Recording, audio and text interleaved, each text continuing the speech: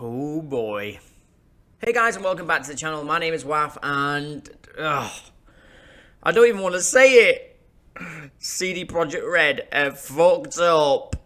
For those of you that haven't seen this, which I'm sure you probably all have, if you're into the gaming world anyway, you will have seen that CD Projekt Red have been having massive issues with Cyberpunk 2077, and yesterday actually, the news came out that Sony has pulled Cyberpunk 2077 from the PlayStation Store. That is mental. I've never ever seen this happen in my whole life, just being into games. I've never known about this, and the more I've researched into this and looked into it, no, I don't think this has ever happened before.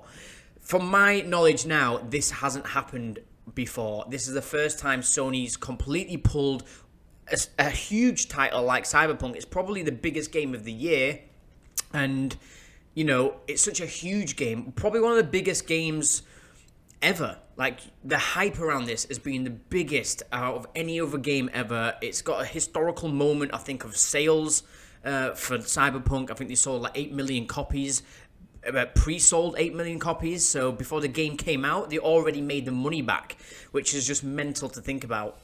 And yeah, Sony have completely pulled Cyberpunk from the PlayStation Store, and they've also issued refunds to everyone who wants them, and anyone who wants them can now get a refund from Sony, but you can no longer purchase Cyberpunk 2077 from the PlayStation Store. You can, however, still buy it on the Xbox Store. Whether or not Microsoft are going to change that, I mean, we don't know. We're going to have to wait and see, but Sony have 100% pulled this from their store, which is just crazy. And it's really sad, you know, like, I actually feel really sad about all this, because Cyberpunk 2077 was lined up to be what was expected to be the greatest game ever. Of course, people did have too high expectations. I had too high expectations, but even though I had really high expectations, my expectations have been met, though. My experience of this has been amazing. I mean, there's so much more I want to talk about, but I'm going to leave that for the review that I will do eventually once I've completed it. But for now, I'll let you know that I'm loving this game. I'm absolutely loving it. It's been one of the most enjoyable experiences that I've had in a game for a long time. I'm currently just like still immersed in the storyline. I haven't finished it yet. I've been doing shitloads of side quests and side jobs, and for the most part, I've had like really high quality gaming experience. The graphics have looked great. The frame rate's been set at like 60 frames per second, so it's really smooth. Occasionally, it might drop a tiny bit, but nothing drastic. The bugs have not been an issue for me. I've hardly seen any. There has been bugs, and some of the bugs are ridiculous that you see, and they're actually quite hilarious, really. But for me, there's nothing game-breaking about my experience at all, apart from, I'll be honest, actually, it crashes often. Like, every hour, it'll crash at least once. The most twice I've had it in an hour. But for me, it is annoying. It does take you out of the game. You know, obviously, I don't want it to happen, and it does do my head in sometimes, because it's crashed on moments where you're like, don't crash now, because it's just going into something, and then it crashes. You're like, for fuck's sake. But all you do, you just load it back up. It takes literally, on the PlayStation 5, it takes about a minute, or maybe just a little bit less, to get back to exactly the spot you was in. Maybe you go back a tiny bit. You just skip through the dialogue, or sometimes you just straight back into the streets, and you're not in a cutscene or whatever. So for me, it hasn't been that much of an issue. I'm enjoying the game enough to accept these crashes. They're annoying, but I do have friends who are refusing to play the game now because it crashes. And they're basically only having really crashes. They're not having too many major things, but people have different patience levels, I guess, with games. And, you know, if your game's crashing all the time, then that's fair. If you just think you don't want to play it no more and you want to keep it aside until they fix this game and get the bugs fixed and the whole game polished, and then you can have a fully seamless gaming experience. And that is what we all want anyway and expected. And this is the shit thing, is that, like, I don't get why these game companies put out games, right, and then they patch them once they're out. I don't understand that. Like, I've now found out through doing more research that this is a lot more common than I realized. I thought you basically make the game, when it's finished, you put it out. I don't understand why that isn't the case. I know a lot of companies do that. For me, I always go back to God of War, because it is my most favorite game, and it is the perfect game to me. That I never experienced any crashes or bugs or nothing. I didn't experience one thing that was like out of place in that at all. And that to me was like, that's how a game should be. It should come out and it's perfect. You know, okay, fair enough. They might have some issues. And I'm also okay with them patching the game once the game's out. But like, you can't release a game in this state that Cyberpunk 2077 has been in.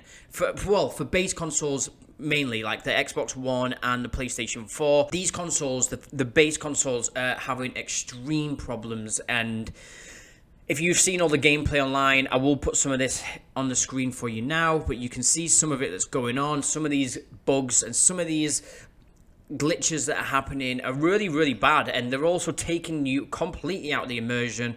And Cyberpunk 2077 is all about being immersed in this world, having these really deep, important moments with characters, going about the world and just finding all these different places out and just discovering so much. But you know, it's in first person for a reason, and that's because they want you to be more immersed in the world, and especially in the encounters that you have with the people and the characters. If your game is bugging out and you have characters like Jackie, who's one of the main characters in the story, and he's just literally like flying around out of cars and flying into the sky and his legs are flying off, or like he disappears through walls and shit, it really makes you feel like you've just been taken out of the game. And it's like, it makes you just realize it is just a game. I'm actually just playing a game, instead of feeling like, wow, I really feel like I'm in Night City, Cyberpunk world. It feels alive, and this is what I wanted. It really ruins that. It really does. And I have experienced one or two things in my gameplay where that happened, and I was like, that is so shit. There was a scene where at the beginning of the game where you first get your car and you're with Jackie, and it's the very first time you get to call your car and drive it. So I called my car, I went over to the car, nobody's in it, the car just pulled up on its own. I went over to the car, and as soon as I opened the door, I suddenly leaned into the car and pulled some guy out of the car who wasn't even there in the first place. So I pulled some guy out and threw him down the street, but he was like this blurry sort of like mess of a person. There was no detail on him. It was just like a blurry, smudged figure. And I was like, what the fuck was that? Like, there was no one in it. Who was that? Anyway, got in the car, and then you could see that Jackie was supposed to be in the passenger seat, and the door closed, and you can hear him speaking to you. And we went through this whole cutscene where you're driving around Night City for the first time, where you're controlling the car with Jackie, and Jackie wasn't even there. And I was like, no way. I was like, I'm sure Jackie's supposed to be sat next to me right now, and he's not there, but I can hear him. And that was very early on for me, and I was like, if this continues like that, then that's going to be a nightmare. Luckily, it hasn't, but some people it has, and it's a disaster. So you probably have seen this already, but if you haven't, I'll read this out to you. This is basically CD Projekt Red came out with an apology a couple of days ago for the actual state of the game.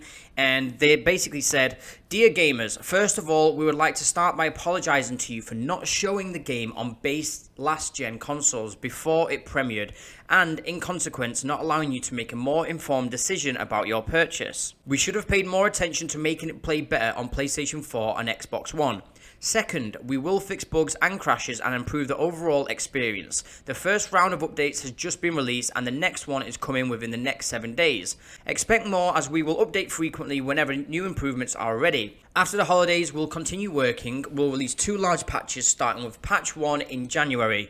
This will be followed by patch 2 in February, and together these will fix the most prominent problems gamers are facing on last-gen consoles. We will be informing you about the contents of each patch ahead of their release. They won't make the game on last-gen look like it's running on high-spec PC or next-gen console, but it will be closer to that experience than it is now. Finally, we would always like everyone who buys our games to be satisfied with their purchase. We would appreciate if you would give us a chance, but if you're not pleased with the game on your console and don't want to wait for updates, you can opt to refund your copy. For copies purchased digitally, please use the refund system on PSN or Xbox respectively. For box versions, please try and get a refund at the store where you bought the game. Should this not be possible, please contact us at helpmerefund@cdprojectred.com, and we will do our best to help you. Starting from today, you can contact us for a week up till December 21st, 2020. And it goes on to say, PC gamers will also be getting regular updates and fixes improving the game. Also, some other devastating news about Cyberpunk and CD Projekt Red is that the founders of CD Projekt Red have lost a total of around like $1 billion, which is absolutely crazy. And as it says here, a report released by Bloomberg yesterday, which was actually 2 days ago now, found that the game's glitches and rocky launch have cost the founders of CD Projekt Red over $1 billion. Over the course of the past week, the company's stock has plummeted, although not to record lows. Due to Cyberpunk 2077's numerous issues, the developer has provided an apology stating that it did not pay enough attention to the game's performance on PS4 and Xbox One. It went on to recommend that players refund the game if they are not pleased with it.